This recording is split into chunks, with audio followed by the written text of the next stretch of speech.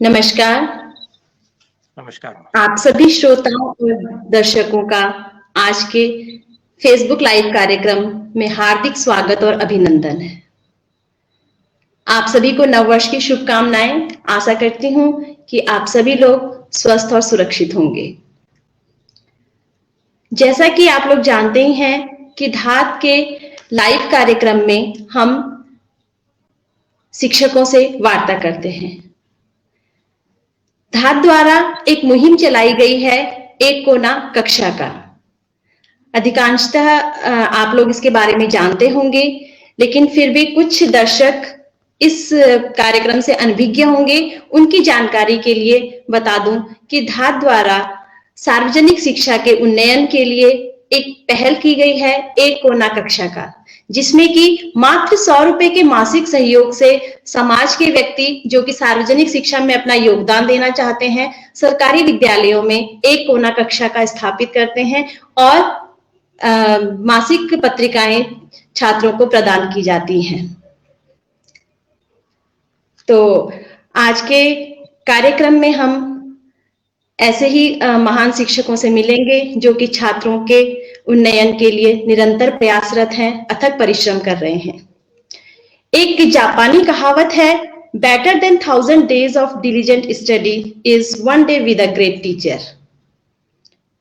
क्योंकि पढ़ना तो हर बच्चे को आ ही जाता है, लेकिन एक मार्गदर्शक के रूप में शिक्षक जो कार्य करता है उसके जीवन में एक अहम भूमिका होती है। तो इसी कड़ी में आज हम मिल रहे हैं आज के मेहमान श्रीमती रजनी नेगी, जो कि प्रधानाध्यापिका हैं राजकीय प्राथमिक विद्यालय कल्याणी, कर्णप्रयाग, जनपद चमोली गढ़वाल से।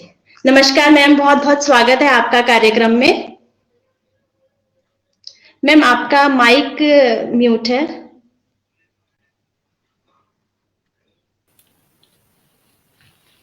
नमस्कार मैम। अगले मेहमान है हमारे श्री राजीव थपलियाल जी, जो कि राजकीय प्राथमिक विद्यालय मेरुड़ा, जहरीखाल, जनपद पौड़ी गढ़वाल से हैं। नमस्कार सर, आपका बहुत बहुत स्वागत है आज के कार्यक्रम में। बहुत बहुत शुक्रिया आपका, बहुत बहुत शुक्रिया। और हमारे अगले शिक्षक साथी हैं श्री अरविंद सोलंकी जी, जो कि राजकीय प्राथमिक विद्यालय रामगढ़ में प्रधानाध्यापक हैं, जनपद देहरादून में। बहुत बहुत स्वागत है सर आपका आज के कार्यक्रम में। मैम और नमस्कार आप सभी को। तो चलिए आज की वार्ता शुरू करते हैं। और सर्वप्रथम मैं राष्ट्रपति पुरस्कार से सम्मानित श्रीमती रजनी नेगी, जिनको कि 2015 में राष्ट्रपति पुरस्कार मिला था, उनसे वार्ता करना चाहूंगी। तो एक बात मैं मैम के बारे में बताना चाहूंगी कि पुरस्कार के लिए शिक्षक प्रयास करते हैं, अपनी फाइल बनाते हैं। मैम के बारे में मुझे पहली बार सुनने को मिला कि उनके अधिकारियों ने इस दिशा में प्रयास किया, उनके यहाँ आना था और शिक्षा विभाग के अधिकारियों ने प्रयास करके जो है मैम के कार्यों को देखते हुए, उसको सराहते हुए उन्होंने इस दिशा में प्रयास किया और सन 2015 में मैम को जो है नेशनल अवार्ड मिला। तो आपको हमारी तरफ से भी बहुत बहुत बधाइयां। धन्यवाद मैम। तो मैम आपने जानकारी दी कि आपके विद्यालय के छात्र छात्राएं कई बार जिला स्तर तक, राज्य स्तर तक प्रथम स्थान प्राप्त किया और प्रतियोगिताओं में जो है प्रतिभाग करते रहते हैं। तो इस प्रकार आप इस के बारे में थोड़ा अपने बच्चों की उपलब्धि के बारे में संक्षिप्त जानकारी दीजिए और आप इसके लिए कौन सी रणनीति अपनाती हैं, किस प्रकार आप बच्चों की तैयारी करवाती हैं, ताकि हमारे अन्य शिक्षक साथी भी आपके अनुभवों का लाभ उठा सके। ज्योति मैम जी, आपने बहुत अच्छा और महत्वपूर्ण प्रश्न किया और इस प्रश्न के बारे में मैं कुछ अपनी तरफ से अपने विचार रखूं, उससे पहले मैं फेसबुक लाइव शैक्षिक संवाद के ऑर्गेनाइजर धात संस्था का हृदय की गहराइयों से आनंद धन्यवाद प्रेषित करना चाहती हूं कि उन्होंने हमें शैक्षिक संवाद में अपने विचारों एवं अन्य साथियों के विचारों से रूबरू होने का स्वर्णिम अवसर हमें प्रदान किया। साथ ही मैं धन्यवाद देना चाहती हूँ कि हमारी प्रतिभागिता की कड़ी, या यूं कहिए कि माध्यम आदरणीय ज्योति जोशी मैम जी हैं, जिन्हें हम धन्यवाद ज्ञापित करते हैं कि आप हमारे हमारे माध्यम बनी और आप हमें यहाँ तक ले आई, और छात्र छात्राओं की बेहतरी के लिए नवाचारी, ऊर्जावान, कर्मठ एवं कर्तव्यनिष्ठ शिक्षक किन किन विधाओं को अपना रहे हैं ताकि छात्रों के सर्वांगीण विकास, उनके व्यवहारिक ज्ञान को इजाद करते हुए हो सके, कि शेयरिंग निश्चित ही छात्र छात्राओं के व्यवहारिक ज्ञान को बढ़ाते हुए और उनके सर्वांगीण विकास को मद्देनजर रखते हुए उनके कौशलात्मक विकास में मील का पत्थर साबित होगी आज की विचारधारा और आज की बातचीत। इन्हीं आशा और अपेक्षाओं और आकांक्षाओं के साथ आपका जो पहला प्रश्न, या फिर यूँ कहिए कि जो विचार बिंदु और चर्चा के लिए आपने यहाँ पे बिंदु रखा, तो मैम आप रिपीट करेंगे अपना चर्चा बिंदु एक बार फिर से? पुनः आपसे आग्रह रहेगा मेरा कि आप जी मैं जैसे कि आप जैसा कि आपके जो विद्यालय के छात्र छात्राएं हैं वो जिला स्तर तक, राज्य स्तर तक न केवल प्रतिभा करते हैं अपितु स्थान भी प्राप्त करते हैं, और ऐसा एक दो बार नहीं, कई बार उन बच्चों ने अपनी प्रतिभा का लोहा मनवाया है। तो हम ये जानना चाह रहे थे आप किस प्रकार की रणनीति से उनकी तैयारियां करवाती हैं, किस तरीके से उनको प्रोत्साहित करती हैं? जी मैम, बहुत ही महत्वपूर्ण प्रश्न आपने यहाँ पे रखा, या बहुत ही महत्वपूर्ण बिंदु आपने चर्चा के लिए यहाँ पे रखा, और इसी बिंदु के इर्द गिर्द ही मेरी सफलता की कहानी है। और वास्तव में ये बिंदु ऐसा लगता है जैसे आप सभी कुछ मेरे बारे में जानती है, इस तरह से आपने ये बिंदु रखा हुआ है। और इस बिंदु पे अगर मैं अपने विचार रखना चाहूँ तो मैं ये कहना चाहूंगी कि हमारे जो एक शैक्षिक सत्र होता है उसमें विभिन्न प्रकार की शारीरिक और मानसिक जो प्रतिस्पर्धाएं, प्रतियोगिताएं होती हैं बच्चों की, वो हर शैक्षिक सत्र में करवाई जाती हैं। लेकिन विडंबना इस बात की है कि जो ये जब विभागीय आदेश आया करते हैं या विभागीय सूचनाएं हमें प्राप्त होती हैं, तब हम बच्चों का सिलेक्शन करना शुरू कर देते हैं। अक्सर ये देखने में आया है। जब मेरी नियुक्ति हुई तो कुछ वर्ष तक मैंने भी ऐसे ही फॉलो किया। जो आप जानते हैं, जो परंपरागत जो तरीके होते हैं, उन्हीं को अपनाते हैं हर शिक्षक, हर क्षेत्र के कर्मचारी, हर क्षेत्र के कार्यकर्ता। लेकिन जब मैंने देखा कि इससे तो कुछ भी सफलता नहीं हो रही है, जब आदेश आ रहा है उसके बाद किसी भी बच्चे को उठा के प्रतियोगिता में शामिल करने के लिए ले जा रहे हैं, तो सफलताएं अर्जित करना या बच्चे का सफल होना या हमें सफलता मिलना थोड़ा-सा असंभव लग रहा था। थोड़ा-सा लीक के हट के काम करना चाहा, और शैक्षिक पंचांग आप सभी शिक्षक साथी जानते हैं कि शिक्षा सत्र प्रारंभ होने के वक़्त ही हमें शैक्षिक पंचांग दे दिया जाता है, और हर महीने का उसमें ब्यौरा लिखा रहता है कि हमने क्या-क्या इसमें बौद्धिक कार्यक्रम बच्चों को कराने हैं, कैसे पाठ्यक्रम चलेगा, और सभी इस बात से सभी विज्ञ हैं सारे शिक्षक साथी। तो हुआ यूँ कि हम विद्यालय स्तर पर प्रतियोगिताएँ निरंतर कराते रहे, और बच्चों इन प्रतियोगिताओं को कराने में हमने जो विशेष जो ध्यान दिया, वो इस बात पे हमारा फ़ोकस रहा है कि बच्चे का रुझान किस ओर है, किस बच्चे में कौन-सी प्रतिभा छिपी हुई है, और किस बच्चे की रुचि किस प्रतियोगिता की ओर है। इस प्रकार से उनको कैटेगराइज़ करके उन्हें वही काम सौंपा गया, वही काम करने को कहा गया जो उन्हें पसंद था। तो हमने बच्चों को शुरुआती दौर से बच्चों को तैयार करना विद्यालय स्तर पर रखा, और हमारे लिए फिर विभागीय आदेश या विभागीय सूचनाएँ आना बहुत बड़ी बात नहीं हुआ करती थी, क्योंकि हमारा बच्चा हमेशा तैयार था, अपनी योग्यता के अनुसार, अपनी रुचि के अनुसार और अपनी प्रतिभा के अनुसार। तो इस तरह से हमने प्रतिभा कराते थे, और ये तो सारे शिक्षक साथी जानते ही हैं कि पहले संकुल स्तर पर, फिर उसके बाद ब्लॉक स्तर पर, फिर उसके बाद जनपद स्तर पर, और मेरा सौभाग्य रहा और मेरे बच्चों ने मुझे ये सौभाग्य प्राप्त करवाया कि वो प्रदेश स्तर तक भी उन्हें स्थान प्राप्त हुआ, और अंताक्षरी में वो 3 बार गोल्ड मेडल, 1 बार सिल्वर, 1 बार ब्रोंज, मतलब 5 टाइम्स उन्होंने प्रतिभा किया, और 5वीं बार वो जो है स्थान प्राप्त करके आए। उधम सिंह नगर, हरिद्वार, देहरादून और हल्द्वानी, ये इन जगहों में प्रतियोगिताओं में बच्चों के साथ गई हूँ और बच्चों ने मुझे वो दिन दिखाए जो दिन मैंने नहीं देखने थे। तो बच्चों का मेहनत है ये और बच्चों की बदौलत ही आज मैं यहाँ पे हूँ और आपसे रूबरू होकर के और अन्य शिक्षक साथियों से रूबरू होकर के बातचीत कर रही हूँ। तो सफलता का राज यही था ज्योति मैम जी कि बच्चों को बहुत ज़्यादा अभ्यास कराया हमने और विभागीय आदेश और विभागीय सूचनाओं पे हम निर्भर नहीं रहते हैं। जो बच्चों की योग्यता है और जो उनकी प्रतिभाएं हैं और जो उनकी रुचि है उसके अनुसार उन्हें प्लेटफॉर्म प्रोवाइड करने का हमने कोशिश की है हमेशा और कुछ हद तक तो नहीं कहूंगी मैं, लेकिन काफी हद तक हमें इस क्षेत्र में सफलताएं भी अर्जित हुई। धन्यवाद। बहुत ही शानदार मैम, और आपकी ये रणनीति डेफिनेटली हम सबके बहुत काम आने वाली है।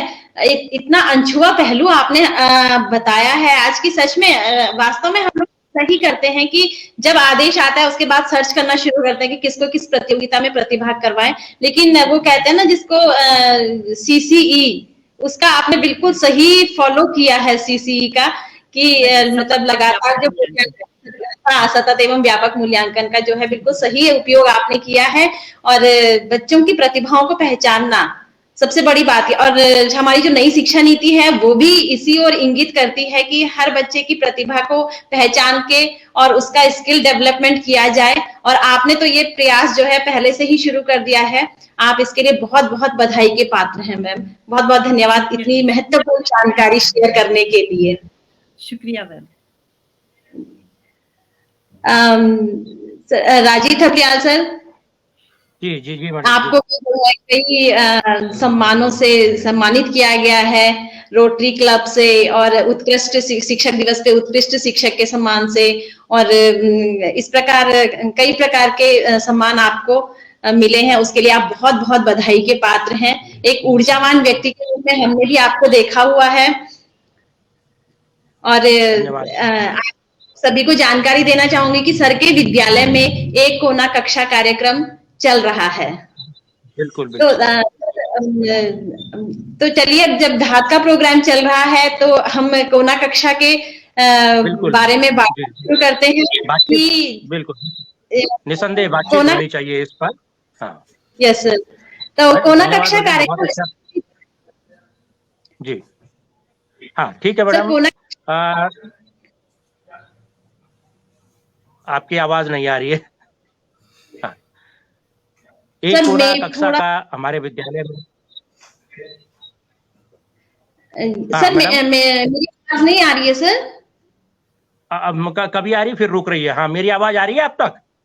यस सर, आपकी आवाज आ रही है। तो पूछना चाह रहे थे कि एक कोना कक्षा कार्यक्रम स्थापित होने के बाद आपके विद्यालय में बच्चों में किस प्रकार का परिवर्तन देखा गया? ठीक है मैडम, बहुत बहुत धन्यवाद। आपने बहुत अच्छा प्रश्न किया, जेन्युइन। जब मैं अपने नवीन विद्यालय में गया, राजकीय प्राथमिक विद्यालय मेरुड़ा में, तो मैंने सबसे पहले एक कोने पे जो है एक कोना कक्षा का जो एक बोर्ड लगा हुआ था, उसमें बहुत सारी पुस्तकें रखी हुई थी, बहुत अच्छा लग रहा था।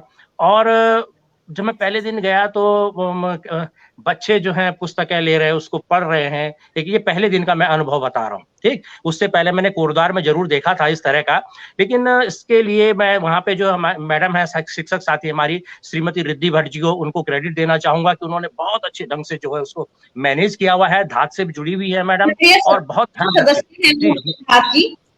बिल्कुल धात के सदस्य हैं और बहुत ही सक्रिय सदस्य हैं और बहुत अच्छे ढंग से उसको प्रक्रियाओं को अंजाम देती हैं।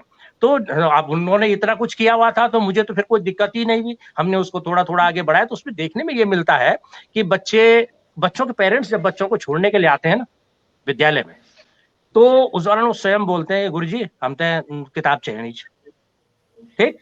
और हम क्या करते हैं, हम कहते चल देख ला जो किताब चढ़नी, तो चंपक उम्पक जो होता है ठीक लगता नहीं, एक दो किताब उठाई। हम जरा यहाँ तुम एंट्री कर सकते हैं गुरुजी, मैं तो लिखूं नहीं आन वाले। अब जैसे नहीं आन लिखूं तो हम लिख देना हुए रजिस्टर में, और जैसे आन जन SMC का अध्यक्ष है ना, और लोग हैं जो पढ़े लिखे लोग हैं के, तो उसमें एंट्री करते हैं और उन पुस्तकों को ले जाते हैं। कोई 4-5 दिन बाद या कोई 7 दिन बाद उनको वापस ले आता है। और हमारा उनसे एक आग्रह रहता है, खासतौर से कक्षा 1 के बच्चों, कक्षा 1 के बच्चे बहुत छोटे होते हैं, तो हमने कहा जब आप इसको पढ़ते होंगे अपने घर में इन किताबों को, तो जो कुछ भी आपके पल्ले पड़ा, चाहे जितना भी पड़ा आपके पल्ले, तो आप थोड़ा सा जो है इन बच्चों से बातचीत जरूर कर लीजिए। तो फिर इसका परिणाम ये होता है कि जब हमारा जो प्रार्थना सभा का होता है ना, तो हम छोटी-छोटी बातें जो है उनसे पूछते रहते हैं बच्चों से, और बहुत अच्छा लगता है जब कक्षा 1 का बच्चा जो है वो चीज़ें बता रहा होता है, छोटी-छोटी बातें जो उसकी माँ ने पढ़ी होती हैं या उसके पिताजी ने पढ़ी होती है, और वार्तालाप घर पर जो है वार्तालाप के दौरान जो है उनसे संवाद कर रहे होते हैं, और वो परिलक्षित होता है हमारे विद्यालय में। अब कक्षा 2 की बात करूँ या मैं कक्षा 4-5 के, तो ये बच्चे तो खुद ही पढ़ लेते हैं।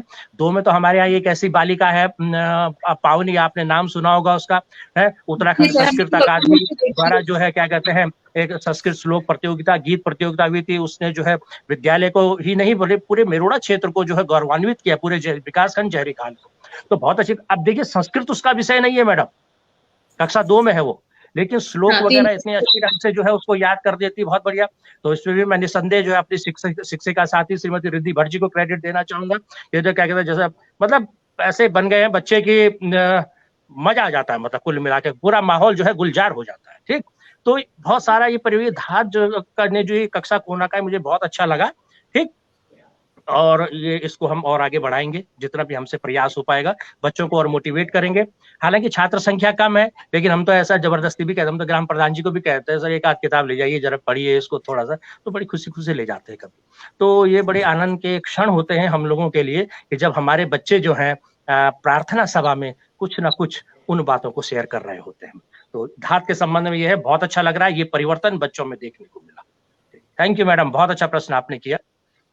बहुत बहुत धन्यवाद सर, और आपने इस पहल की जानकारी दी, इसके लिए आपका हार्दिक धन्यवाद। और आप कितने सफलतापूर्वक न केवल बच्चों को बल्कि अभिभावकों को भी उसमें शामिल कर रहे हैं, इसके लिए आप बधाई के पात्र हैं। और आपका ये प्रयास जो है निश्चित रूप से रंग लाएगा। Thank you madam. अगला जी सर, श्री अरविंद सोलंकी सर जी सन 2018 में राज्यपाल पुरस्कार से सम्मानित हैं। बहुत बहुत बधाइयां सर आपको आपकी इस उपलब्धि के लिए। और इसके अतिरिक्त भी कई सम्मान आपको मिले हैं जिलाधिकारी द्वारा और श्री बी.डी. रतूड़ी जी द्वारा।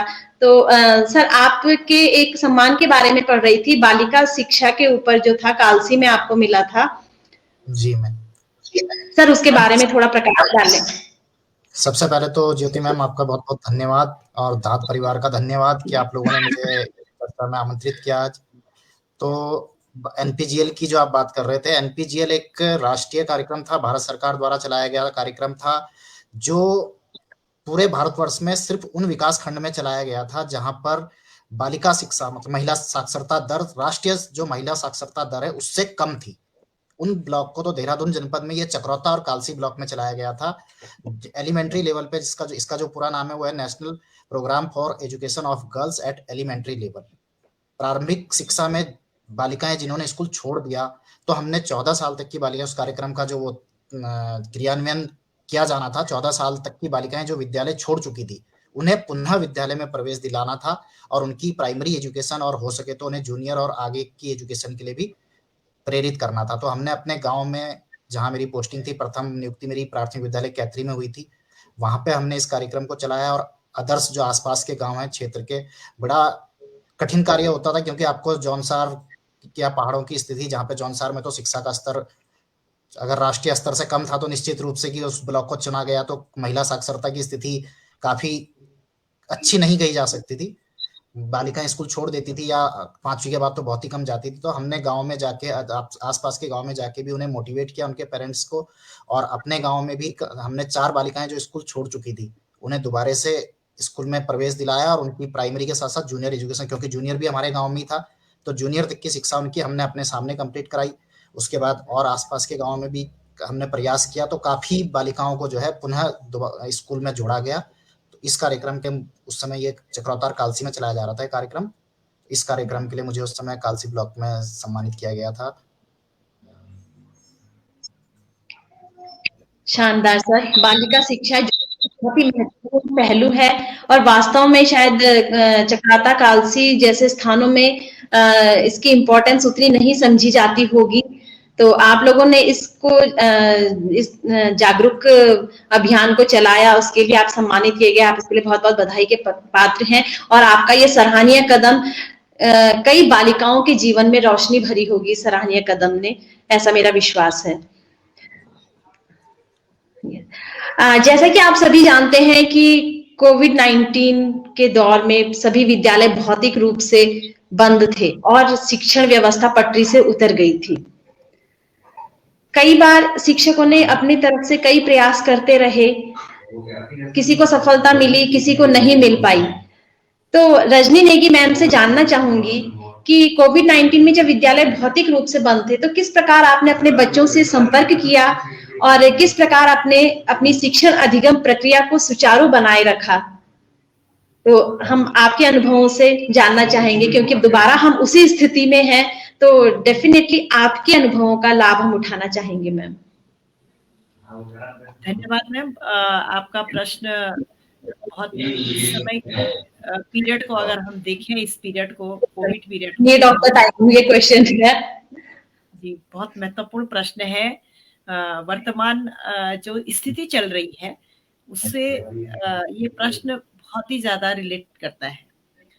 तो कोविड महामारी जब 22 मार्च 2020 को जब विद्यालय पूर्ण रूप से भौतिक रूप से बंद हो गए थे, तो 1-1.5 महीने तक तो समझ ही नहीं आया कि क्या हुआ और ये इतनी बड़ी महामारी हो गई है और किस तरह से क्या है। और आप, हम और इवन सारा संसार ही अगर कोस रहा था तो सिर्फ चाइना को ही कोसा जा रहा था, है ना, क्योंकि वहीं से इस बीमारी का प्रादुर्भाव हुआ और वहीं से ये बीमारी आई थी। और उसके बाद कुछ जरा संभले और विभागीय निर्देश भी हुए कि भाई बच्चों को ऑनलाइन शिक्षण दिया जाए। तो ऑनलाइन शिक्षण अगर मैं अपने विद्यालय के पॉइंट ऑफ व्यू से अगर अपने विचार यहाँ पे रखूं, तो हमारे लिए मैम बहुत चुनौतीपूर्ण था। चुनौतीपूर्ण इसलिए था कि हमारे पास 47 बच्चे नामांकित हैं और उनमें से सिर्फ 5 या 7 बच्चों के पास एंड्रॉइड फोन है। बाकी क्या आप समझ सकते हैं कि 40 बच्चों का क्या कीजिएगा। तो फिर इस मंच के माध्यम से मैं धन्यवाद देना चाहूंगी अपनी उप शिक्षा अधिकारी महोदया जी का, जिन्होंने हमारी बैठक ऑफलाइन बुलवाई संकुल स्तर पे, और उन्होंने हमें ये सुझाया कि आप लोगों के गांव में जहां आप सर्विस कर रहे हैं, वहां पर अगर स्थिति कंट्रोल में है, वहां पे कोविड पॉजिटिव अगर नहीं आ रहे हैं या इस तरह की कोई भयावह स्थिति नहीं है, तो क्यों ना आप एक कदम बच्चों को शिक्षा की मुख्य धारा से जोड़ने के लिए उठा सकते हैं, और क्यों ना आप ऐसा करें। तो उन्होंने हमें सुझाया कि आप लोग अभिभावकों से परमिशन ले सकते हैं कि हम ऑफलाइन बच्चों से संपर्क करके इनका शिक्षण कार्य, सीखने सिखाने की प्रक्रिया को सुचारू बनाने की कोशिश करेंगे, प्रयास करेंगे, अगर अभिभावकों की इजाजत हो तो उनके मार्गदर्शन पे, उप शिक्षा अधिकारी महोदया के मार्गदर्शन पे हमने ये कदम उठाया और वास्तव में उन्होंने जो मार्गदर्शन किया और उसमें हमें सफलता भी प्राप्त हुई। अभिभावकों ने हमें इजाजत दी, परमिशन ग्रांट की, और हम ऑफलाइन बच्चों के पास सप्ताह में 3 दिन, कभी-कभी 4 दिन भी हो जाता था, 4 दिन जाते थे और उन्हें प्रत्येक सब्जेक्ट की वर्कशीट उन्हें डिस्ट्रीब्यूट करते थे। फिर उन्हें फिर जाते और फिर जो वर्कशीट दी है उसे कलेक्ट करके और उसे हम चेक करने के लिए घर पे ही लाते थे। उनके पास ज़्यादा समय नहीं रहते थे, क्योंकि खुद मेरे शहर में फर्स्ट जब वेव आई थी, तो छोटा-सा शहर है मेरा, गौचर छोटा-सा है, लेकिन वहाँ 47 लोग कोविड की चपेट में आकर के मौत के शिकार हुए। 47 लोग, छोटी-सी जगह में 47 लोगों का यूँ बीमारी से चला जाना बहुत बड़ा आघात पहुँचाया, सारे यहाँ की सारी जनता को बहुत बड़ा आघात पहुँचा। तो मैं भी जब जाती थी तो बहुत डर-डर के बच्चों के पास जाती थी और इस तरह से हम वर्कशीट के माध्यम से बच्चों का शिक्षण कार्य करवाते थे। फिर वो वर्कशीट जो दी है उसे कलेक्ट करना, उसमें बच्चों ने जो भी कमियाँ उसमें रहती थी वो हम चेक करके और कमियों को उसमें से निकाल के और फिर से बच्चों के पास वो वर्कशीट देते थे और फिर जो दी है उसे कलेक्ट करते थे। इस तरह का सिलसिला चलता रहा। लेकिन मैम ये ऑफलाइन जो हमने बच्चों से संपर्क किया, उसका सबसे बड़ा फायदा मेरे विद्यालय को ये हुआ कि उससे हमारे नामांकन में वृद्धि हुई। वृद्धि इस प्रकार के जो बच्चे वहाँ के प्राइवेट स्कूल में पढ़ते थे, उनके टीचर्स उनके पास ऑफलाइन संपर्क करने नहीं आते थे। तो हम गए तो जिन जिन अभिभावकों के बच्चे प्राइवेट स्कूल्स में पढ़ते थे, वो बच्चे वहाँ से लगभग 10-12 बच्चे होंगे जो प्राइवेट स्कूल्स में पढ़ते थे, वो सारे के सारे हमारे विद्यालय में इनरोल्ड हो गए। और वो हमारे प्रयासों से खुश भी हैं और अब उनको निःशुल्क शिक्षा मिल रही है, निःशुल्क गणवेश मिल रहा है, निःशुल्क पाठ्य पुस्तकें मिल रही हैं और निःशुल्क यूँ समझिए टीचर भी मिले हुए हैं। क्योंकि जो प्राइवेट में पढ़ाते हैं उनको तो वो फीस तो होती ही है बच्चों की और डे बाय डे जितने भी कार्यक्रम होते हैं, चाहे उन बच्चों की स्टेशनरी है, चाहे गणवेश है या कुछ भी अदर एक्सपेंडिचर्स वगैरह हैं, सबके लिए उनको वहाँ पे वो फाइनेंशियली उन्हें सपोर्ट करना पड़ता है अपने बच्चों को। यहाँ पे फाइनेंशियल इश्यू भी नहीं है और शैक्षिक इश्यू भी नहीं है, तो दोनों प्रकार से बच्चे बेनिफिटेड हुए और डीपली मोटिवेटेड हुए वो लोग जिनके बच्चे प्राइवेट में पढ़ते थे और उन्होंने हमारे यहाँ बच्चे इनरोल्ड किए।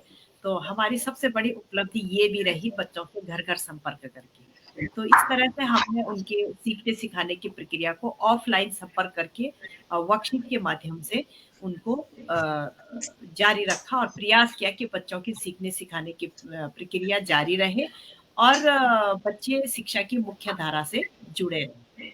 तो अभी भी वही कर रहे हैं मैम हम और जो 100 डेज़ का रीडिंग कैम्पेनिंग शुरू हुआ है, उसको भी हमने प्रारंभ कर दिया है और उसमें भी हम बच्चों का जो जितना भी हमें प्रयास करना पड़ रहा है रीडिंग कैम्पेनिंग को पूरा करने के लिए 14 सप्ताह का समय हमें विभाग के द्वारा दिया गया है, प्रोवाइड किया गया है और उसके अंतर्गत हमने बच्चों के इस रीडिंग स्किल को डेवलप करना है, ये आप और हम बखूबी जानते हैं।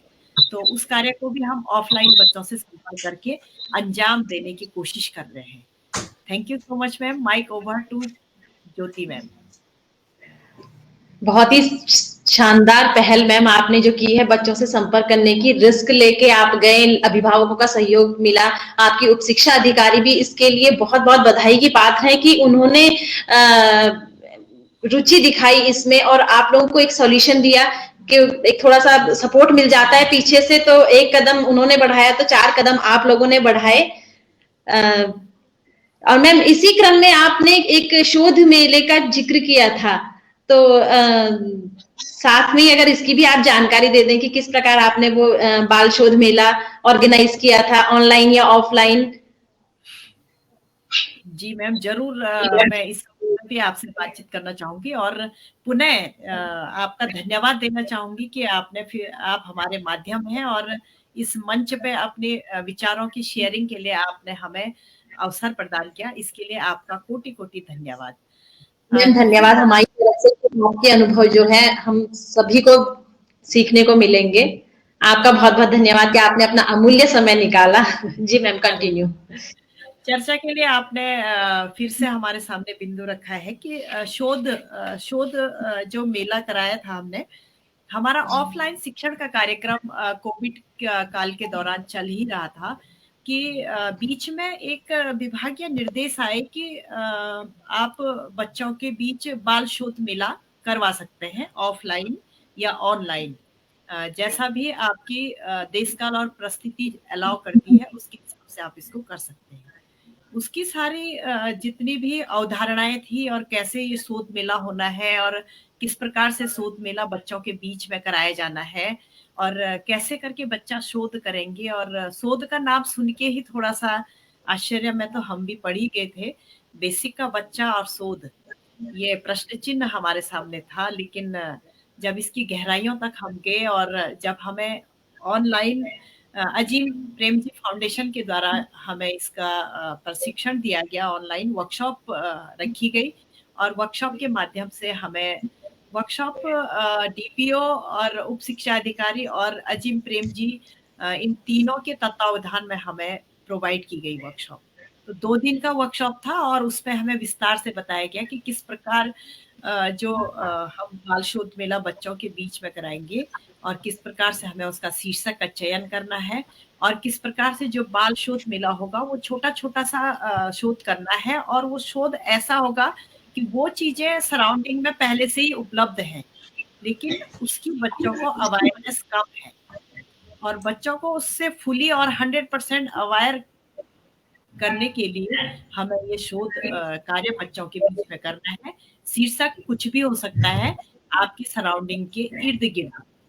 तो वही बच्चों के बीच मैं और मेरे शिक्षक साथी मिस्टर ढोंडियाल जी हम गए और बच्चों के बीच में हम पंचायत घर पे बच्चे बुलाए, क्लास 4th और 5th के बच्चे।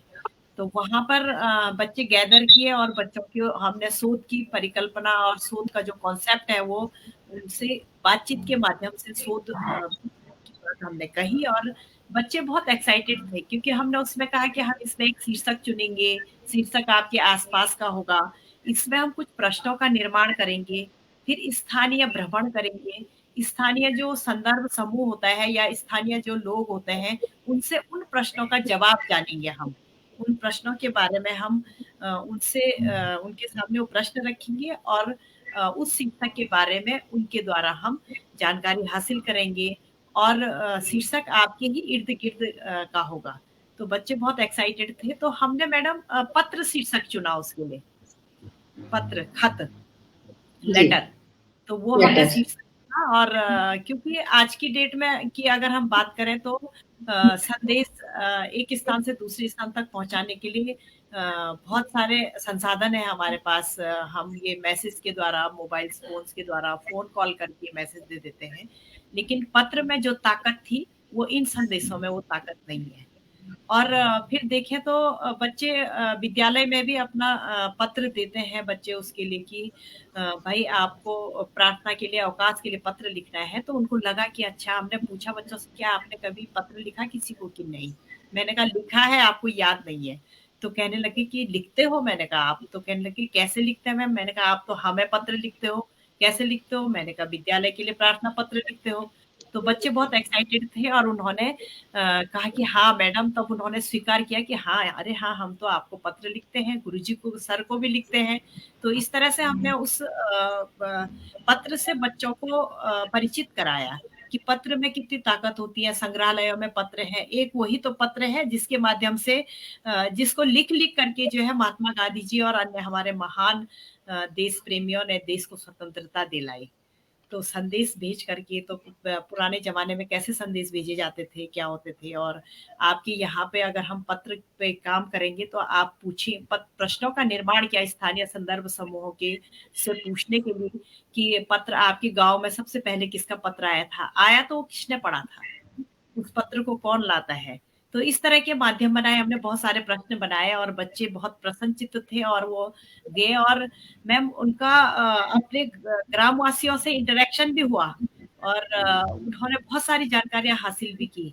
उन्हें पता है कि पिन कोड में क्या महत्व होता है, पिन कोड क्यों लिखा जाता है, हमारा पिन कोड क्या है, हमारा पत्रालय कहाँ है, पत्रों के अलावा और पोस्ट ऑफिस में क्या क्या होता है, किन किन चीजों का आदान प्रदान होता है। तो पत्र पे हमने शोध किया था।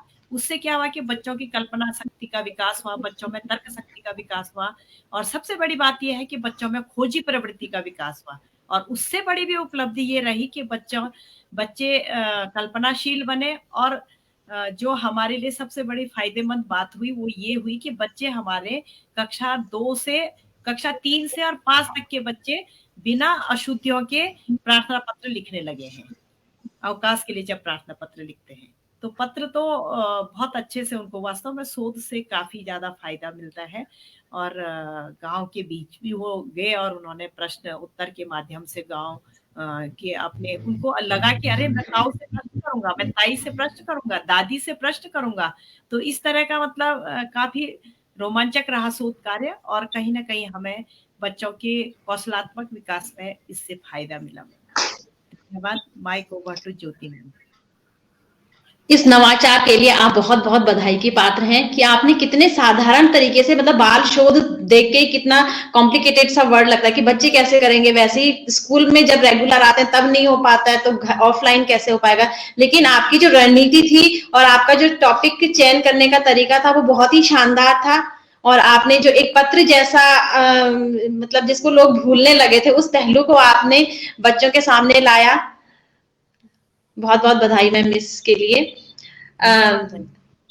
थपियाल सर, अगला प्रश्न आपसे करना चाहूंगी कि आप नवोदय, आपने भी जो है इस कोरोना काल में बच्चों के हित के लिए और शिक्षकों को भी एक्टिव रखने के लिए नवोदय क्रांति परिवार भारत से आप जुड़े हुए हैं, तो इसके बारे में आप कुछ जानकारी शेयर कीजिए कि किस प्रकार के गतिविधियां और किस प्रकार आप इसमें एक्टिव पार्टिसिपेशन कराते हैं छात्रों का और शिक्षकों का।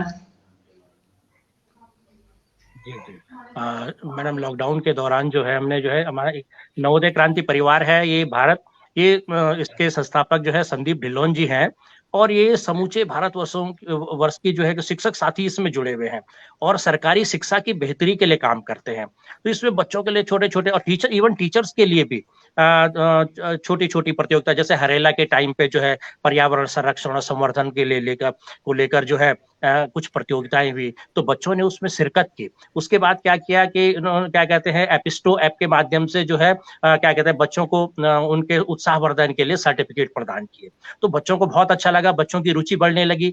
फिर जैसे ही जो है दीपावली का समय आया तो दिया मेकिंग कंपटीशन हुआ, उसका जो लिंक आता है वहां से उसको जो है हम ग्रुप में डाल देते हैं इधर उधर, और क्या कहते हैं इवन पूरे उत्तराखंड में चूंकि पूरे भारतवर्ष में होता है ये कार्यक्रम, तो दिया मेकिंग कंपटीशन में, जी मैडम, दिया मेकिंग कंपटीशन में बच्चों ने प्रतिभाग किया, बहुत अच्छे अच्छे दिए बनाए। उसके लिए भी जो है बच्चों को जो है क्या कहते हैं एक सर्टिफिकेट के माध्यम से जो है उनका उत्साहवर्धन किया गया।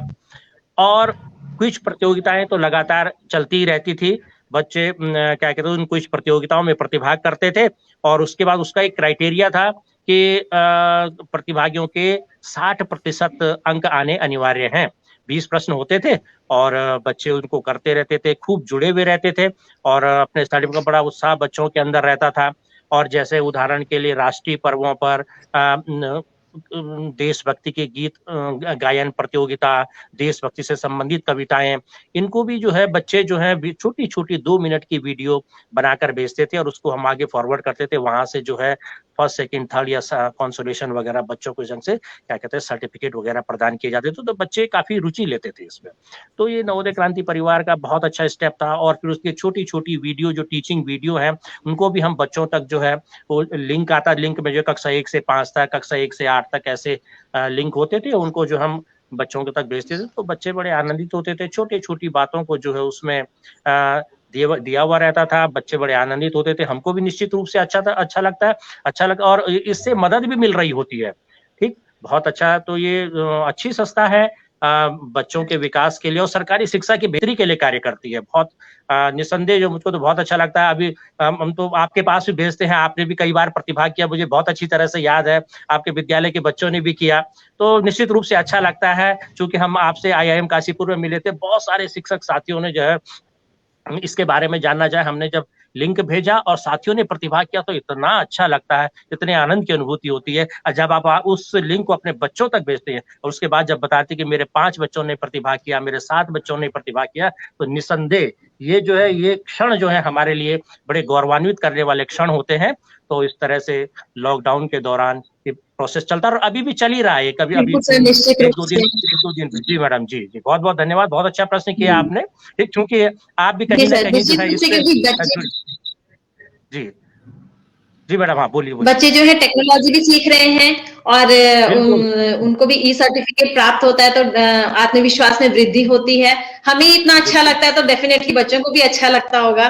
बिल्कुल। और आप जो है इसके लिए सक्रिय, कई बार बच्चों से गलती हो जाती है, जैसे उनके वो क्या कहते हैं 60 नंबर पूरे नहीं आ पाते, तो मैं तो सर्टिफिकेट है इन्हीं मन दीपक तय है।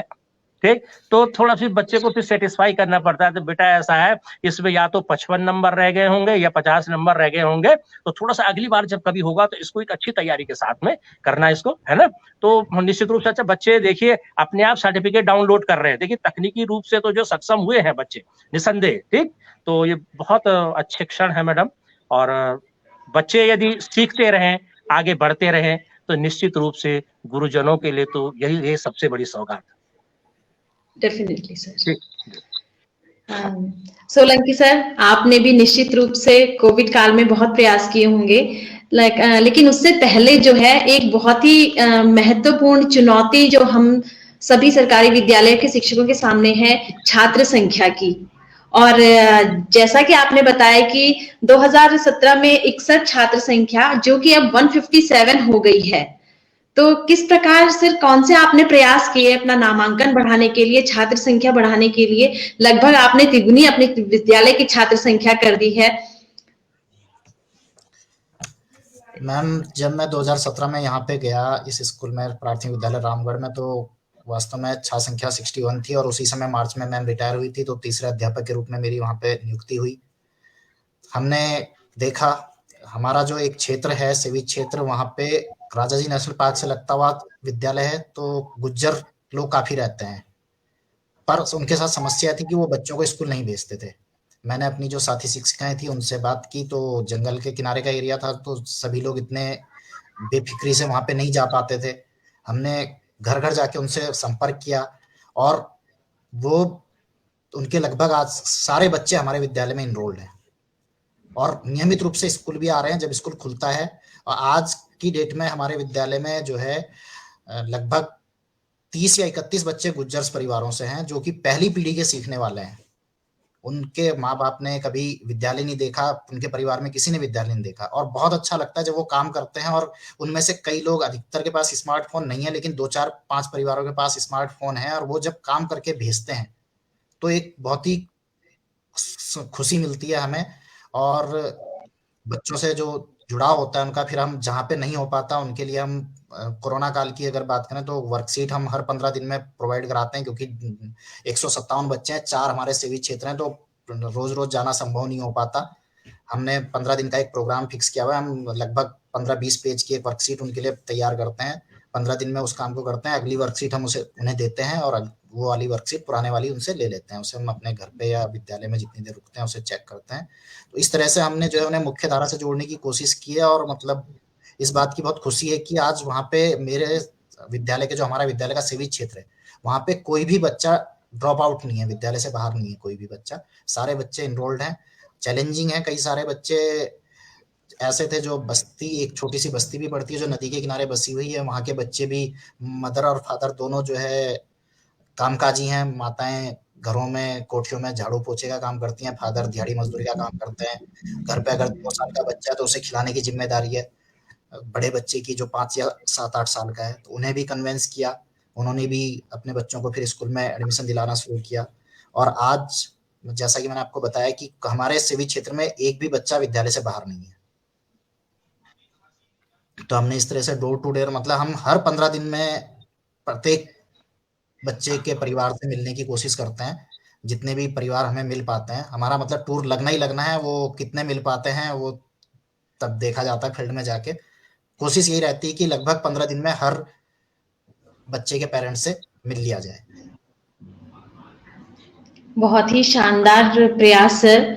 और आपने जो है मतलब ऐसे आपका जो सेविक क्षेत्र है निश्चित रूप से बहुत ही चुनौतीपूर्ण क्षेत्र है।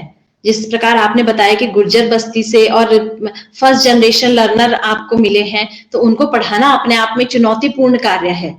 तो कोविड काल में भी आपको निश्चित रूप से बहुत चुनौतियों का सामना करना पड़ा होगा।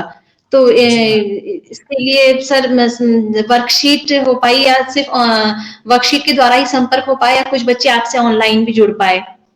नहीं, हमारे यहाँ लगभग 30% बच्चे ऑनलाइन जुड़ पा रहे थे और बाकी 70% बच्चे, क्योंकि समस्या ये थी जहाँ पे जब तक जो पहला लॉकडाउन हुआ था मार्च से लेके और जून जुलाई तक, उसमें पेरेंट्स मदर सब कुछ बंद था, तो पेरेंट्स और मतलब दोनों मम्मी पापा दोनों घर पे थे, तो मोबाइल भी घर पे था। लेकिन जैसे ही लॉकडाउन धीरे धीरे खुलना शुरू हुआ तो दोनों कामकाजी थे, वो अपना मोबाइल फोन लेके जाने लगे।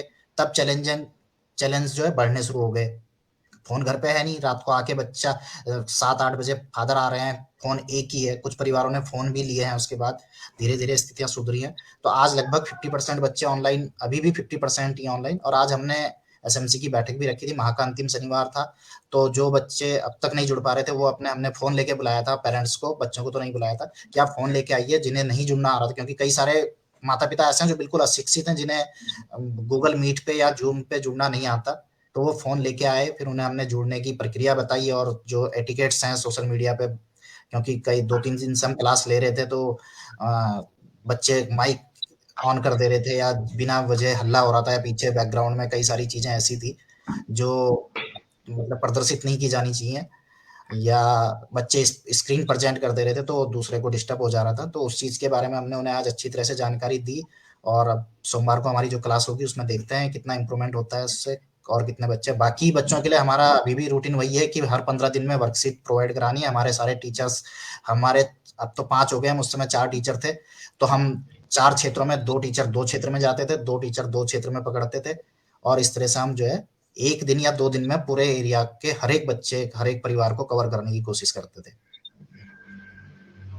शानदार सर, और आपका ये प्रयास निश्चित रूप से रंग लाएगा। आपकी ऑनलाइन कक्षाएं और सुचारू रूप से चलेंगी और बहुत बहुत बधाई के पात्र हैं। आपने इतने चैलेंजिंग क्षेत्र में भी बच्चों तक पहुंचने की जो प्रयास किया है, उस अथक परिश्रम के लिए आप बहुत बहुत बधाई के पात्र हैं। और डेफिनेटली टीम लीडर इतना मेहनती है तो आपके शिक्षक साथी भी जो है आपको पूरा सहयोग प्रदान करते होंगे। जी मैम, बिल्कुल बिल्कुल। हमारे thank you so much sir for sharing your experience. इसीलिए हम इतना कर भी पाते हैं, क्योंकि अगर सहयोगी साथ ना दे तो अकेला तो कोई भी इतना जो टफ टास्क है वो पूरा नहीं कर सकता। हमारे साथियों का सहयोग रहता है। हमारे साथी मैडम भी जब स्कूल भी खुलते थे तब भी वो अपने लैपटॉप लेके स्कूल में आती थी, बच्चों को पढ़ाती हैं लैपटॉप लेके, अपने लैपटॉप पे ही कराती हैं कई सारी चीजें। तो मैं भी अपना, अभी हमारे स्कूल में कंप्यूटर नहीं है सरकार के द्वारा प्रोवाइड, तो मैं अपना लैपटॉप ले जाता हूँ। कई सारी चीजें जो है बच्चे लैपटॉप में ही देखते हैं। तो जिस अध्यापिका से जो भी सहयोग हो पाता है सब लोग करते हैं। वर्कशीट बनाने का काम है या स्कूल में चार्ट वार्ट जो भी काम है, या मतलब किसी भी टीचर्स ने कभी फील्ड में चलने के लिए मना नहीं किया है। हर समय तैयार रहते हैं कि हमें पता है 15 दिन में जाना है, तो उसी हिसाब से तैयारी रहती है सबकी। वर्कशीट की भी तैयारी रहती है, तो सभी लोग सहयोग करते हैं तभी इतनी सफलता मिल पाती है। डेफिनेटली सर, आपका जो है मार्गदर्शन इतना शानदार रहता है तो सहयोगियों को आप मोटिवेट करते होंगे इन पुनीत कार्य में आपका सहयोग करने के लिए। बहुत बहुत बधाई सर। तो a teacher affects attendee. They can never tell where their influence stops. तो इसी क्रम में रजनी मैम ने बताया था कि विद्यालय खुलने के बाद जब एमडीएम शुरू हुआ तो उसको भी उन्होंने सीखने का माध्यम बनाया। तो मैम इस पे थोड़ा प्रकाश डालेंगे आप कि किस प्रकार आपने उस एमडीएम को सीखने का माध्यम बनाया ताकि अन्य शिक्षक साथी भी उस अनुभव का लाभ उठाएं। अवश्य मैम, जरूर।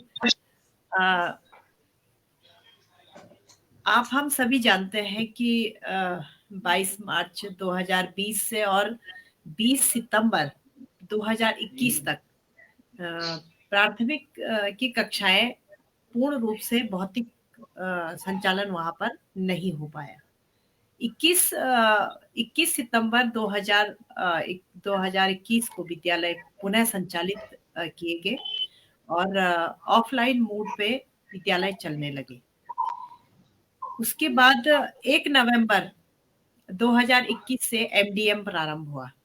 आप हम सभी जानते हैं कि लर्निंग गैप इतना ज्यादा हो गया था कि एक बार तो जब विद्यालय रीओपन हुए तो मेरे समझ से शायद सभी अध्यापकों को ये डिसाइड करना मुश्किल हो रहा था कि कहाँ से शुरू करें, 12 खड़ी से शुरू करें या वर्णमाला से शुरू करें या फिर गिनती से शुरू करें या पहाड़ों से शुरू करें या क्या करें, क्या किया जाए। तो कुछ सूझ ही नहीं रहा था। सबके सामने मेरी समझ से शायद ये स्थिति आई होगी क्योंकि हम छोटे-छोटे हम अगर आयु वर्ग उन बच्चों का देखें तो 5+ से और 10 ईयर तक का बच्चा हमारे पास आता है, जो कि बहुत ही ज़्यादा सॉफ्ट होते हैं और ये भी निश्चित है कि उनके सीखने की क्षमता इतनी तीव्र होती है, बशर्ते कि अध्यापक ये चयन कर सके कि इनमें कैसे इनकी सीखने सिखाने की प्रक्रिया को प्रबल बनाया जाए, क्योंकि वो 1.5 वर्ष का दंश झेल करके आए थे सभी। तो एमडीएम प्रारंभ जब किया गया तो 1 हफ्ता तो यूं ही चला, लेकिन उसके बाद जो सेकंड वीक था एमडीएम प्रारंभ होने का, तो अचानक से कुछ सूझा मन में। प्लेट्स बच्चों की बढ़ रही थी, तो उस दिन 5 बच्चे अब्सेंट थे। तो मैंने कक्षा 3 के बच्चे को कहा कि आप ये प्लेट्स डिस्ट्रीब्यूट कीजिए। तो उन्होंने डिस्ट्रीब्यूट किया, तो कहने लगे मैम 47। मैंने कहा आपकी कुल छात्र संख्या कितनी है विद्यालय में? तो बच्चे ने कहा मैडम 47। मैंने कहा ठीक है। तो कहने लगे मैडम 5 बच्चों को प्लेट नहीं मिली। तो वो 5 प्लेटें बच गई हैं, मिली नहीं, बच गई हैं 5 प्लेटें। मैंने कहा क्यों बची? कि मैडम वो विद्यालय में उपस्थित नहीं है। तो ठीक है, मैंने कहा 5 बच गई हैं, तो आप बताइए कि कितने उपस्थित हैं, बताइए आप।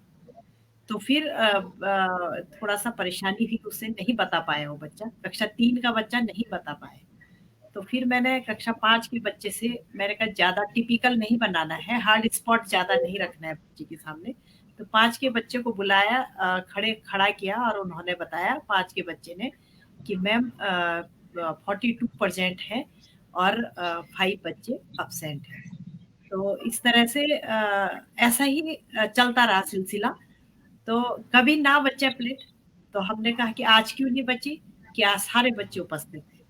तो इस तरह से, या फिर जब तक भोजन माता उन्हें भोजन देती है तब तक बच्चे पहाड़े बोलते हैं, और पहाड़े बोलते हैं। और आज जहां पर पहाड़ा स्टॉप हुआ, मान लीजिए कि जब तक पूरा भोजन परोसा गया तब तक अगर 6 तक के ही पहाड़े कंप्लीट हुए, तो नेक्स्ट डे को बच्चे 7 से उसको पिकअप करेंगे, 7 के पहाड़े से आगे बोलेंगे।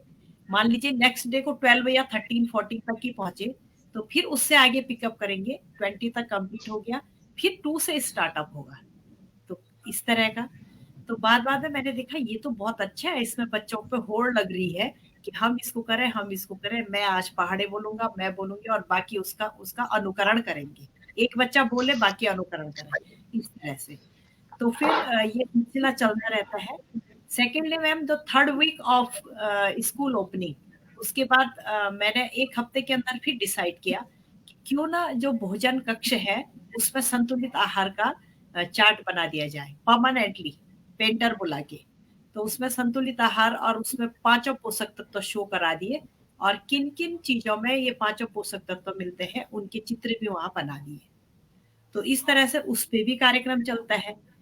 और बच्चों को फिर एक और कॉन्सेप्ट हमारे माइंड में आया कि आज बच्चों को मध्याह्न भोजन में क्या पकाया गया है, और इसमें कौन सा पोषक तत्व मिलता है, और कौन सा ऐसा पोषक तत्व है जो वो रोज लेते हैं। जैसे चावल तो डेली लेना ही है, चावल के साथ साथ जो सप्लीमेंट्री जो हम ले रहे हैं, कभी दाल ले रहे हैं, कभी हम दाल का ही जैसा बना देते हैं, जैसे के रूप में बच्चे को परोस रहे हैं, लेकिन है तो वो दाल ही, भले मोड ऑफ कुकिंग उसका डिफरेंट है, लेकिन है वो दाल ही।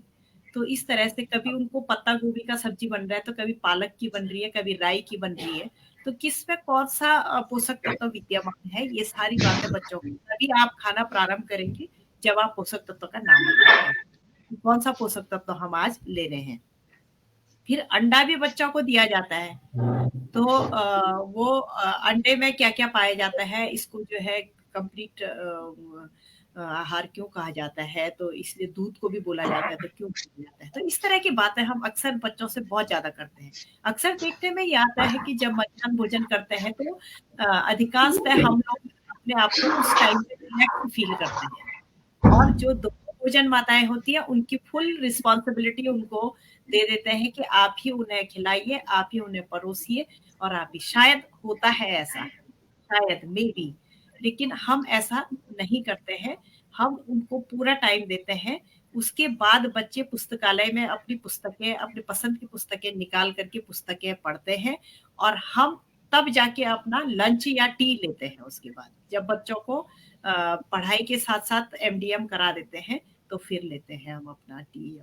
तो इस तरह से हमने उनको ये MDM को थोड़ा सा चेंज करके, और MDM भी कर लेते हैं बच्चे, और MDM करते करते सीखने सिखाने की प्रक्रिया में भी इन्वॉल्व रहते हैं। तो ऐसा किया है मैम।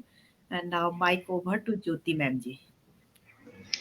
MDM को इंटीग्रेटेड लर्निंग बनाने का आपका जो शानदार प्रयास है, तारीफे काबिल है, और हम भी इसको जरूर फॉलो करेंगे अपने स्कूल में, कि हम मैं अपना पर्सनल एक्सपीरियंस आपको बताती हूँ कि जब एमडीएम शुरू हुआ तो मुझे लगा कि ये ना इतना टाइम पढ़ाई में यूज हो सकता था, और ये एमडीएम शुरू कर दिया, अकाउंट में हम पैसे डाल रहे थे आराम से और बच्चों को पढ़ा रहे थे। मैं एक ऑनेस्ट रिव्यू दे रही हूँ मैम।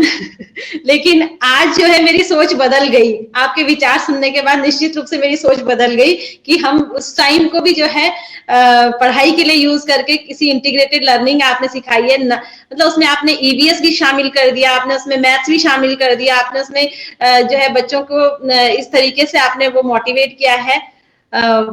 शानदार मैम, बहुत बहुत धन्यवाद और बहुत बहुत बधाई आपको इस नवाचार के लिए।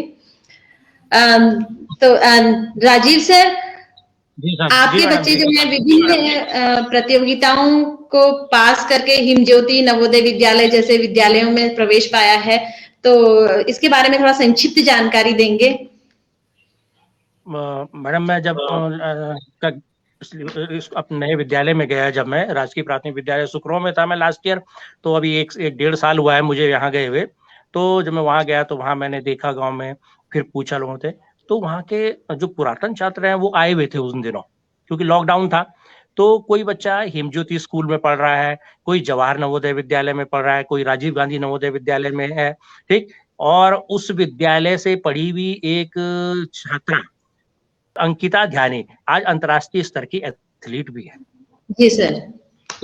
तो यहाँ पे जो पुराने शिक्षक साथी, उनमें से रिद्धि भट्ट मैडम तो अभी भी हैं, ठीक। उनका बहुत बड़ा योगदान है इसमें, मैं तो इसमें कहने मुझे कोई गुरेज नहीं है, ठीक। बहुत अच्छी शिक्षक साथी हैं और बहुत अच्छे ढंग से जो है बच्चों को मोटिवेट करती हैं, धात से भी जुड़ी हुई हैं, तो अच्छा लगता है। अब आजकल बच्चे जो है, हमने फिर से 2 बच्चे हमारे पास इस समय जो तैयारी कर रहे हैं। अब देखें उनको स्टडी मटेरियल इधर उधर से कलेक्ट करके जो है उनको प्रदान किया जाता है, और जो अब आजकल तो बंद है, लेकिन बीच में जब हम लोग जो है उनकी डिफिकल्टीज को वहीं पर किसी न किसी तरह से सॉल्व करते हुए आगे बढ़ रहे होते थे। और उसको ये OMR सीट भरना वगैरह ये चीजें बच्चों को बताई जा चुकी हैं, और बच्चे धीरे धीरे प्रयास कर रहे हैं। अब देखते हैं कितनी सफलता मिलती है, और हमको तो निश्चित रूप से अच्छा लगेगा कि एक आध बच्चे अगर और निकल जाते हैं तो अच्छी बात है, क्योंकि मेरुआ गांव का इतिहास रहा है।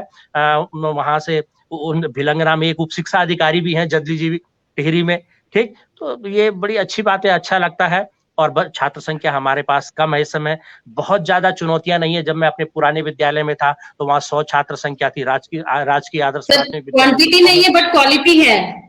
हाँ, तो ये अच्छा लगता है, मतलब कोई कुछ ना कुछ है बच्चे के अंदर।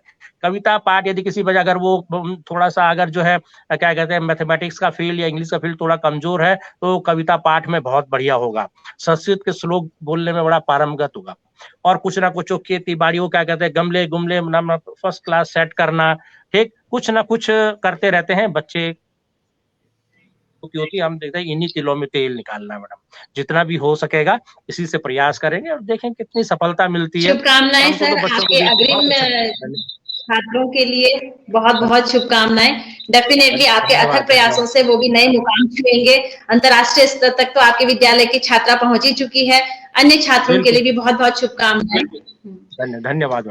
सोलंकी सर, आप जो है अपने विद्यालय के सौंदर्यीकरण के लिए अपने जन्मदिन पे भी जो है आप विशेष कार्यक्रम भोज का आयोजन करते हैं, और अपने मतलब स्वयं के प्रयासों से भी आप विद्यालय के सौंदर्यीकरण में योगदान देते हैं, समुदाय का भी सहयोग लेते हैं। तो मतलब किस प्रकार आप सौंदर्यीकरण के लिए और अन्य विद्यालय के उन्नयन के लिए किस प्रकार के अन्य प्रयास करते हैं, इसकी संक्षिप्त जानकारी सभी दर्शकों को दीजिए। मैम, सबसे पहले तो जब मैं विश्वविद्यालय में गया तो विद्यालय की हालत जो है बहुत ही दयनीय थी। सन 72 का बना हुआ स्कूल है और 72 की बिल्डिंग, और उस समय तक शायद 5 या 7 हजार रुपए ही पर ईयर के लिए स्कूल ग्रांट जो है वो आती थी।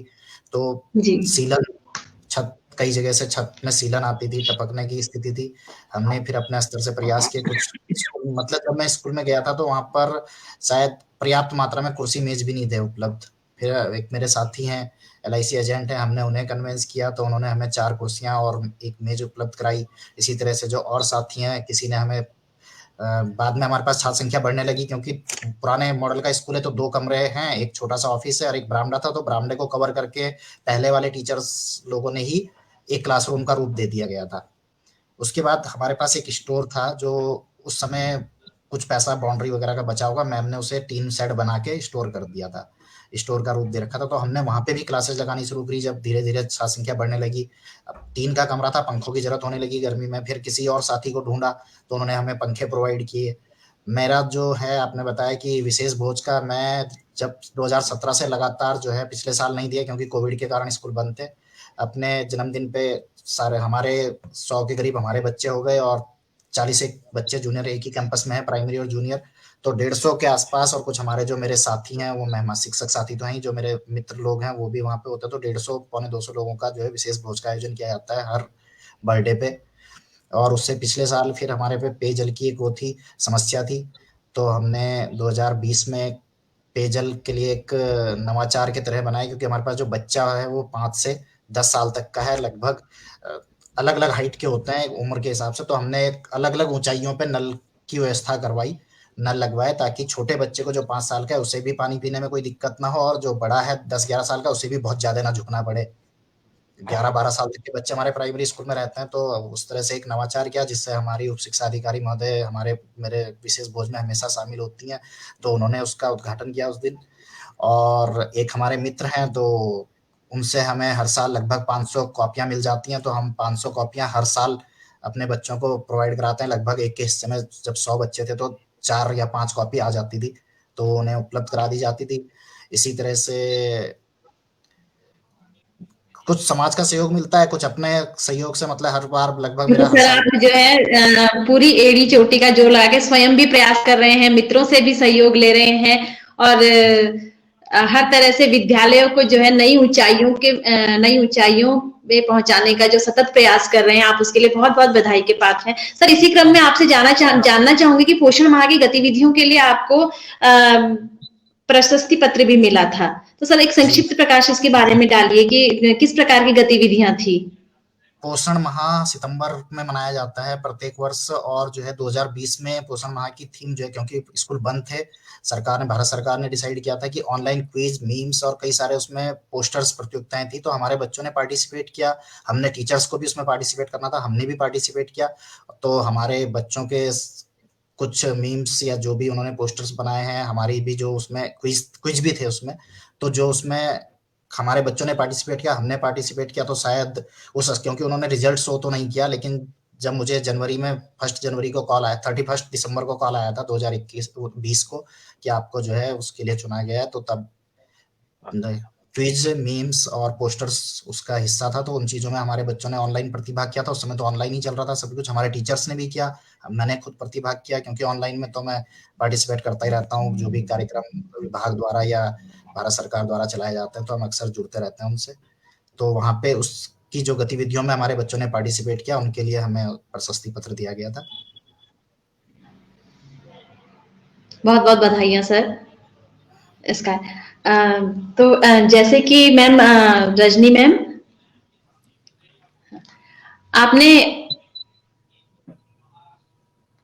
आपने बताया कि जो है आपका जो शिक्षण अनुभव रहा, लगभग 24 सालों का शिक्षण अनुभव, तो इस शिक्षण अनुभव में कोई आपके शिक्षण का या बच्चों के साथ कोई ऐसा वाकया, यादगार अनुभव जिसको आप शेयर करना चाहती हो?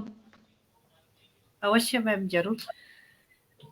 एक बार हुआ यूं कि हम स्टेट लेवल के कंपटीशन के लिए गए थे बच्चों को लेके, और कंपटीशन हमारे उस समय 3 थे। लॉन्ग जंप में बच्चा था, और मैप एक्सप्लोरर में भी था, और लोक नृत्य में। ये पहला चांस था कि जब लोक नृत्य में चमोली जनपद की जो टीम थी प्राथमिक से, वो प्रतिभाग कर रही थी, और उधम सिंह नगर रुद्रपुर की बात है। तो ये बात है 2018 की, रिसेंटली 2018 की बात है। तो हुआ यूं मैडम, बहुत ही रोमांच करने वाली घटना है, और स्टार्टिंग में तो बहुत ही ज्यादा यूं समझिए कि हमें बहुत टेंशन में डालने वाली घटना है, लेकिन उसका जो प्रतिफल मिला, जो रिजल्ट हमें मिला, वो तो फिर गौरवान्वित करने वाले क्षण थे हमारे लिए। क्या हुआ कि वहां पे जो बच्चों का कंपटीशन हो रहा था, तो 10 बच्चों ने पार्टिसिपेट करना था उसमें। गायकी वाले बच्चे भी उसमें इंक्लूड थे, और प्लस वाद्य यंत्रों के साथ जो बच्चे वाद्य यंत्र का अगर उसमें प्रयोग हो रहा हो लोक नृत्य में, तो गायन वाद्य यंत्र का जो बच्चे प्रयोग कर रहे हो प्लस जो डांसिंग में हो, पूरी टीम को मिला करके 10 बच्चे उसमें होने थे। तो बात ये हुई कि हमारे पास वाद्य यंत्र नहीं था। अब वहीं जाके मुझे ये पता चला कि वाद्य यंत्र बच्चे स्वयं उसको बजाएंगे और स्वयं का वाद्य यंत्र होगा।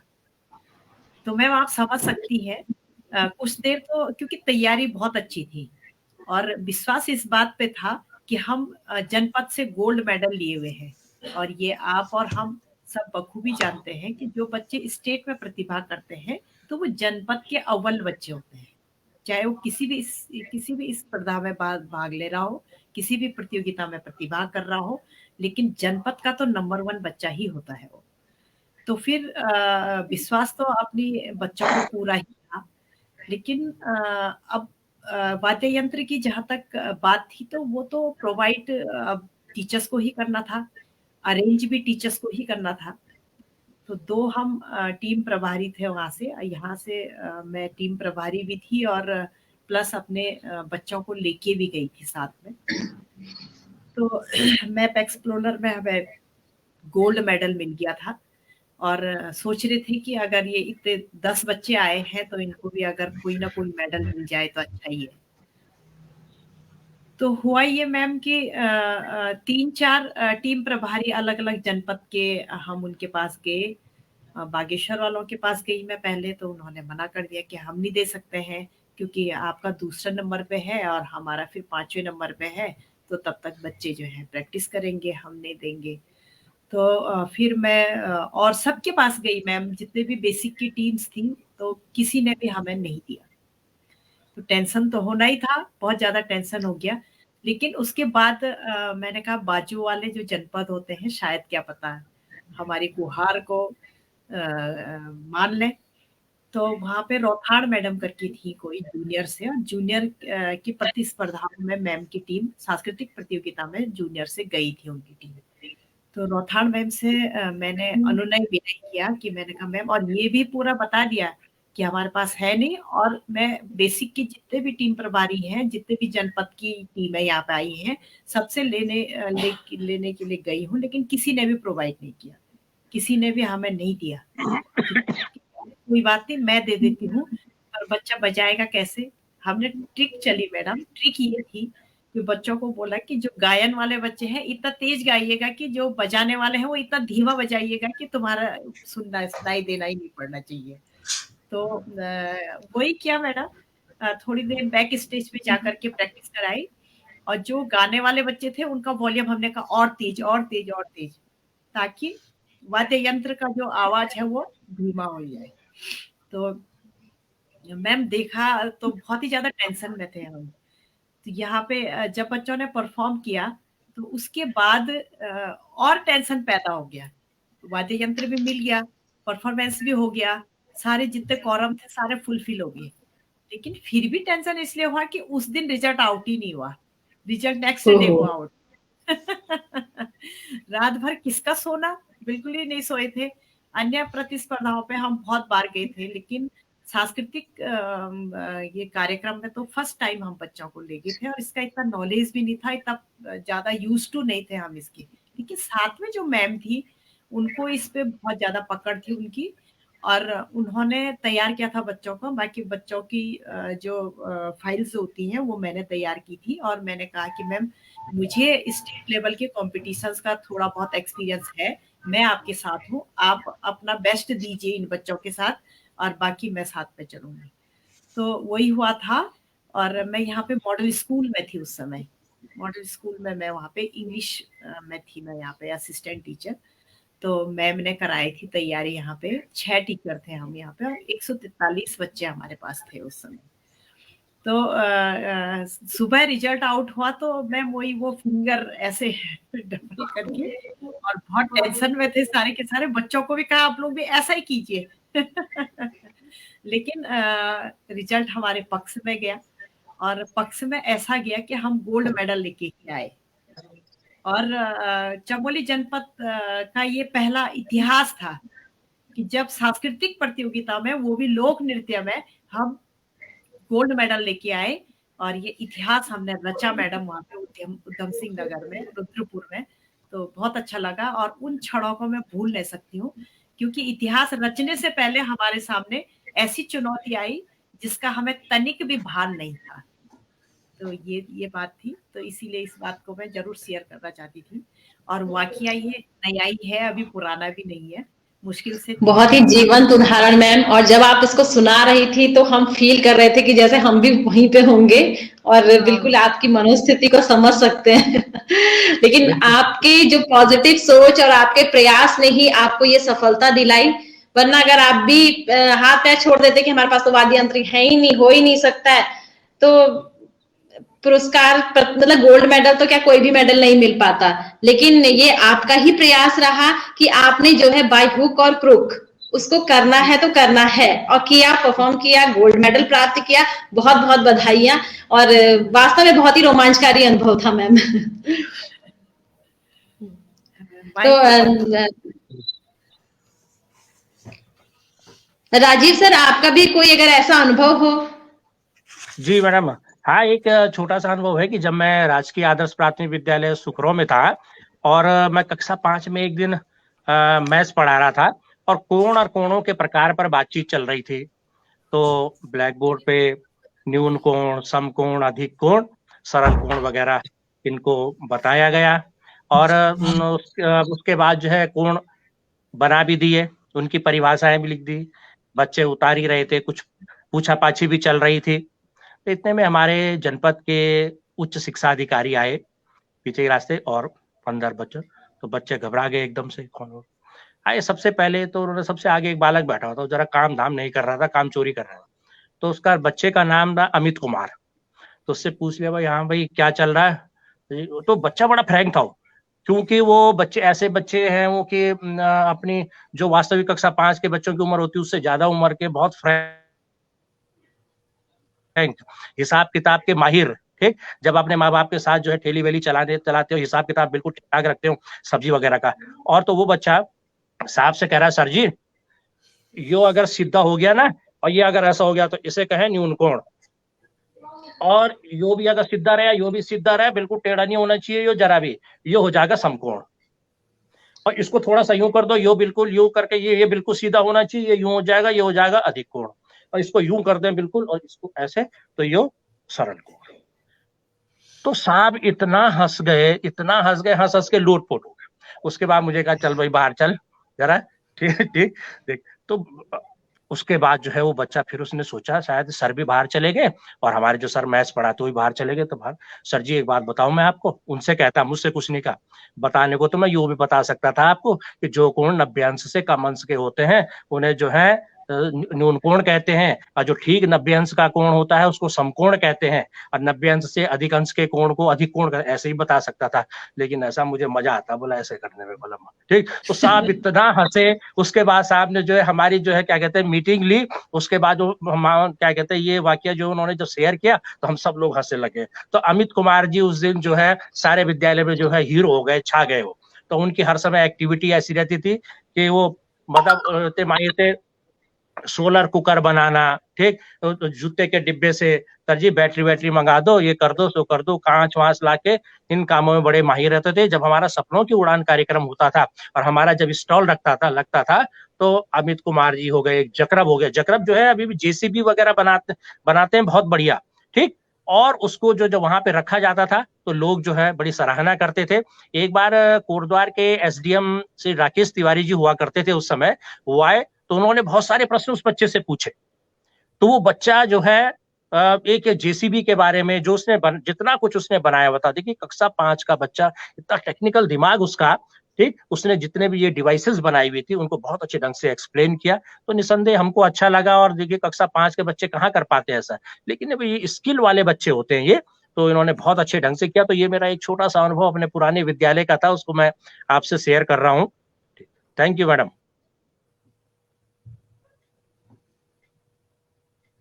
ज्योति मैडम।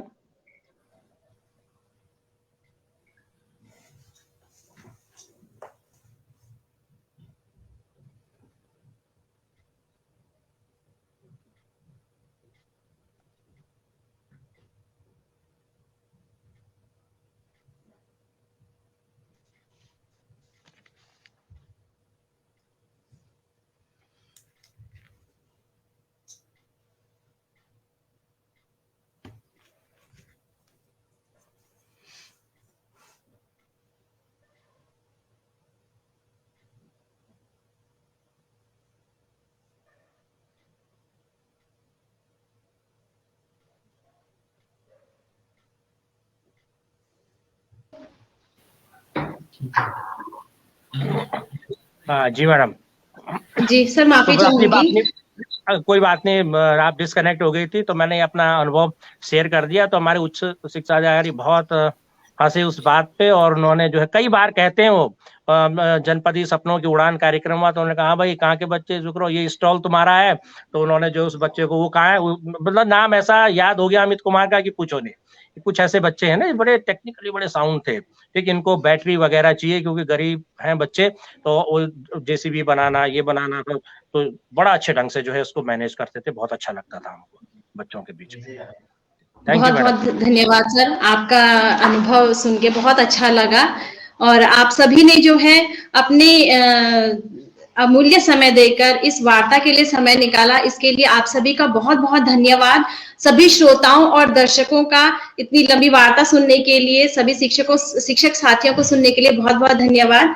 और मुझे पूरी उम्मीद है कि एक कोना कक्षा का जो है राजकीय प्राथमिक विद्यालय रामगढ़ और राजकीय प्राथमिक विद्यालय कल्याणी में भी आप में से ही किसी के सहयोग से स्थापित होगा, और बच्चे जो है अपने स्किल्स को और बढ़ाएंगे, अपने रीडिंग स्किल्स उनकी और बढ़ेंगी, उसके साथ साथ उनकी गतिविधियां भी बढ़ेंगी, क्योंकि जो है हम इसमें जो है बच्चों को हरेला, फूलदेई जैसे सांस्कृतिक कार्यक्रमों से भी अवगत कराया जाता है। इसके लिए आप सभी का बहुत बहुत धन्यवाद। और यदि आप संक्षिप्त में समाज को, शिक्षकों को और सभी श्रोताओं दर्शकों को कोई संदेश देना चाहते हैं तो अपनी बात रख सकते हैं, नहीं तो हम इस वार्ता को यहीं समाप्त करते हैं। धन्यवाद मैडम, आपने जो है हमको जो है इस कार्यक्रम में जोड़ा, इसके लिए आप साधुवाद की पात्र हैं। और बहुत अच्छे ढंग से जो है आपने जो है मंच को संचालित किया, इसके लिए भी आपका हृदय गहराई से आभार व्यक्त करते हैं। और मैडम हमारा तो यही है, शिक्षक होने के नाते जो है जितना भी अधिकतम प्रयास अपने बच्चों के लिए कर लें, वो शिक्षक के लिए सब बहुत बड़ी बात होगी। और हम चाहते हैं ना कि नन्हे मुन्ने बच्चे जो है ना धीरे धीरे आगे बढ़ते रहें, प्रगति की राह पर अग्रसर हों और वटवृक्ष के रूप में साकार हो और एक अच्छा इंसान बने। तो इन्हीं शुभकामनाओं के साथ आपका हृदय गहराई से आभार। सोलंकी साहब को सुना, रजनी मैडम को सुना, आपके द्वारा बताई गई बहुत सारी बातों को आत्मसात करते मैं भी अब अपने विद्यालय में इम्प्लीमेंट करने वाला हूँ अपने साथियों के सहयोग से। सोलंकी जी ने बताया कि मैं एनपीजीएल वाले विद्यालय में गया था, तो सर आपके संज्ञान में लाना चाहूंगा, जनपद पौड़ी गढ़वाल में थलीसैंण एक विकास खंड है, वहां एनपीजीएल चलता था, तो वहां मैं उसका प्रभारी, मैं भी वहां रहा। बहुत अच्छा लगा। बालिका शिक्षा के उन्नयन के लिए जो कार्य किए जाते हैं जो सरकार द्वारा, उन पर काम करने का सर मजा ही कुछ और है। इसीलिए तो national programme for girls at elementary level, इस तरह से कुछ गर्ल्स एजुकेशन पर विशेष रूप से बधाई, इस पर काम किया जाता है। रजनी मैडम के अनुभवों को बहुत विराट अनुभव है मैडम का, ठीक। जोशी मैडम आपने बहुत अच्छे ढंग से जो ये ताना बाना बुना, और धात की पूरी टीम का हृदय गहराई से आभार व्यक्त करते हैं। और हम चाहते हैं कि धीरे धीरे कारवां बढ़ता चला जाए, सिर्फ रह जाएं जो निशानात बाकी है, और हमारी जो समृद्ध सांस्कृतिक विरासत है उसका यथेष्ट और सम्यक ज्ञान हमारी भावी पीढ़ी तक अंतरित हो सके। इसी बलवती स्पृहा को लेकर समादर की भावनाओं के साथ आप सभी का कोटि कोटि धन्यवाद कि आपने इतनी देर तक जो है बहुत अच्छे संवाद को जन्म दिया। काफी समय बाद ये शुरू हो रहा है। ज्योति मैडम को मैं पहले सुना करता था, और मैडम इस समय बीच में अस्वस्थता भी रही मेरी, लेकिन आज मैं बिल्कुल ठीक हूँ, अपनी बात को आपके आगे रख पा रहा हूँ, अपने साथियों को सुन पा रहा हूँ, ये मेरे लिए बड़े सौभाग्य की बात है। बहुत बहुत धन्यवाद। धन्यवाद सर। सभी साथियों का बहुत बहुत धन्यवाद सर। छोटी सी बात मैं भी कहना चाहूंगा ज्योति मैम। जी सर श्योर। सर ने जो भी कहा बहुत बहुत धन्यवाद, आपका भी बहुत बहुत धन्यवाद। धात से जुड़े सभी साथियों का धन्यवाद जिन्होंने हमें इस कार्यक्रम में अवसर दिया। और अंत में सिर्फ एक ही बात कहना चाहूंगा कि शिक्षक हैं हम, शिक्षा की तस्वीर बदल देंगे, भारत के नन्हे मुन्नों की तकदीर बदल देंगे, जला ज्ञान का दीपक, अंधेरी राह बदल देंगे। धन्यवाद। बहुत सुंदर, बहुत सुंदर। अंत में मैडम मैं भी ये कहना चाहूंगी कि आदरणीय थपलियाल सर जी को और आदरणीय सोलंकी सर जी को सुना, और आपके जो अभिनव प्रयास है, आप दोनों की कर्मठता और ईमानदारी और छात्र हित में किए जा रहे कार्यों को मेरा नमन। आप दोनों हमारे प्रेरणा स्रोत हैं। और धन्यवाद। आपसे भी हम प्रेरणा लेते हैं बहुत, ठीक, आपसे बहुत प्रेरणा लेते हैं। ज्योति मैम जी तो खैर हमारे इस मंच तक लाने की केंद्र बिंदु है, और बिल्कुल बिल्कुल आपको भी हम नमन करते हैं, धन्यवाद देते हैं कि आपने हमें ये मंच प्रोवाइड किया। और अंत में इन पंक्तियों के साथ समापन की ओर अपने विचारों को विराम देना चाहूंगी कि नई मंजिल बनाने को नए मंजर नहीं आते, नई मंजिल बनाने को नए मंजर नहीं आते, यही मिट्टी संवरती है, यही जर्रे उभरते हैं, यही मिट्टी संवरती है, यही जर्रे उभरते हैं। आप हम अभी से हौसला क्यों छोड़ दें, आप हम अभी से हौसला क्यों छोड़ दें, शिक्षा का उद्देश्य अभी पूरा हुआ नहीं, हम अभी हारे नहीं, हम अभी हारे नहीं। बहुत सुंदर मैडम, शानदार पंक्तियां, शानदार पंक्तियां, बहुत सुंदर पंक्तियां, बहुत बढ़िया, है ना ज्योति मैडम, बहुत अच्छा लगा। रजनी मैडम और सोलंकी साहब, कहते हैं रहा ये जिंदगी का हर पल मुबारक आपको, कामयाबी की नेमत मिले हर कदम पर आपको, बहारों की बुलंदी रहे हर फिजा में आपके, खुशियों का सितारा चमके हर अर्श में आपके। Thank you very much, thank you. सभी श्रोताओं का धन्यवाद, धात संस्था का धन्यवाद, स्पेशली शैक्षिक एकांश के सम्मानित सदस्यों का धन्यवाद। और इसी के साथ अपने शब्दों को विराम देती हूँ। आपके अनुभवों को सुन के बहुत अच्छा लगा। नमस्कार। Thank you. नमस्कार, थैंक यू वेरी मच, सबका बहुत बहुत धन्यवाद।